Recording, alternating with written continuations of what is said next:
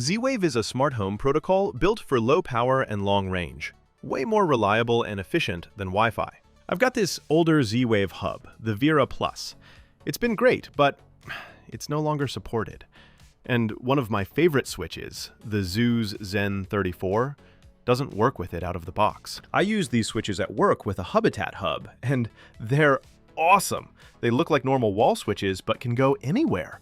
I almost bought a new hub for $200, but after a couple of days of tinkering and lots of help from ChatGPT, I got the Zen34 working with Vera. Saved me a lot of money, and hopefully this video will save you some too. I got a couple of these from thesmartesthouse.com. Not a sponsor, I paid for these. In the box, you'll get the switch itself, a mounting plate with hardware, and 2 CR2032 coin cell batteries. They also include this little plastic tool for opening the switch case that looks like a guitar pick. It's not the easiest thing to do. Every time I open one, I'm afraid I'll snap one of those tiny plastic tabs. It definitely takes a bit of fiddling, but I digress. Once you get it open, insert the 2 coin cells. Make sure they're fully seated, and then snap the case back together. Quick note, the bottom paddle is where the LED light is located, so that helps you orient it correctly. Next, let's pair the Zen34 with the Vera hub. Make sure the switch is close to your hub. That really helps with pairing. In Vera, go to Devices, then Add Device, and choose Generic Z-Wave Device. Follow the prompts until Vera tells you to start pairing your device. You'll see a 1-minute timer start counting down at the bottom.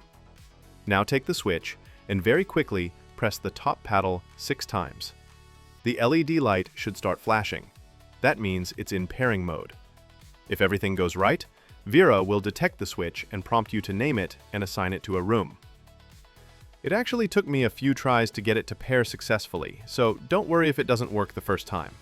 Just reset the switch and try again.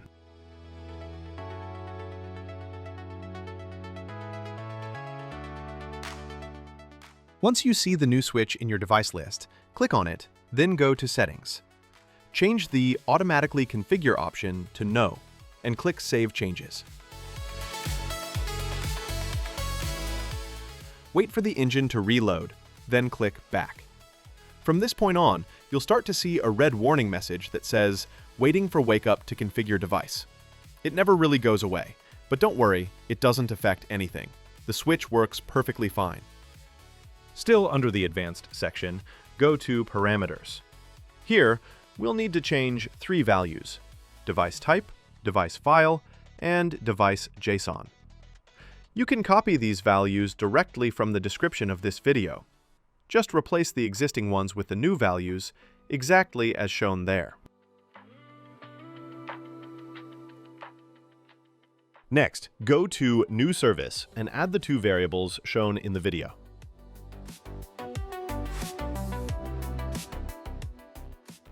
After you add each one, you'll need to wait for the engine to reload, then go back and repeat the process for the next variable. It takes a little patience, but this step is important for everything to work correctly.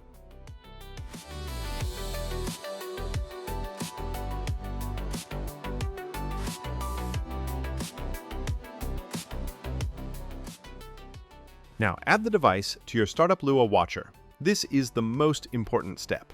If you already have one Zen34 working, your Startup Lua should look like the multi-device version. Just add the new device ID to the list. Go to Apps, Develop Apps, edit Startup Lua, then paste or update this block. A link to the full script can be found in the description. Click Go, and wait about a minute for the engine to reload.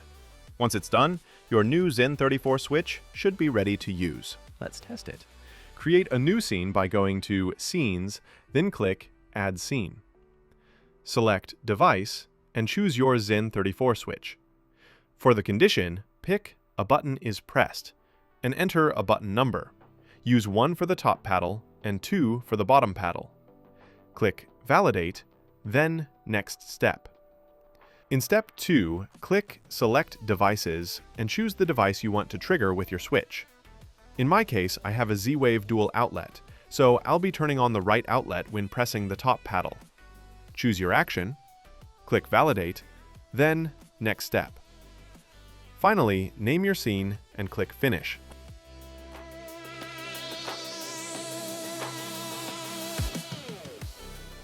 Wait about 30 seconds for the engine to reload. You can also create another scene for turning the switch off with the bottom paddle.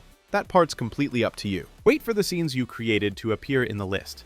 You'll notice they don't have a date or timestamp next to them. That's because you haven't triggered them yet. So let's do it! Let's use your switch for real!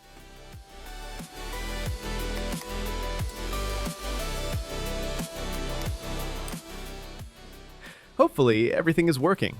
You'll also notice your scene now has a last triggered timestamp next to it. Congratulations! You just saved a bunch of money and extended the life of your Vera Hub.